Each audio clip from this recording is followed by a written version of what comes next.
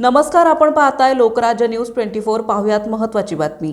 पुण्यातील कर्वेनगर परिसरात मेल मिश्रित पाणी पुरवठा झाल्याने नागरिकांच्या आरोग्याचा प्रश्न ऐरणीवर आलाय।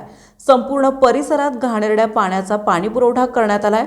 दूषित पाण्यामुळे जुलाब, उलटी, ताप, त्वचारोग यांसारख्या आजारांचा धोका निर्माण होण्याची शक्यता आहे। नागरिकांच्या जीवाशी खेळ होत असल्याने त्यांनी याबाबत संताप व्यक्त केलाय। कर्वेनगर परिसरातील भुजबळ बंगल्यासमोरील गायकवाड चाळ परिसरात रविवारी मुख्य जलवाहिनीतून मेल मिश्रित पाण्याचा पुरवठा झाला। पाणी येण्याच्या वेळी सकाळी परिसरातील अनेक घरांमध्ये दूषित पाणी पुरवठा झाल्याची माहिती परिसरातील नागरिकांनी दिली आहे। महापालिका प्रशासनाने ही समस्या सोडवण्यासाठी तातडीने नवीन जलवाहिनी टाकण्याची मागणी रहिवाशांनी केली आहे। काही घरातील नळांमध्ये काळसर, घाण, वास येणारे पाणी आले। या पाण्यात मैलाचे अंश स्पष्टपणे दिसत असल्याचं नागरिकांनी संताप व्यक्त केलाय।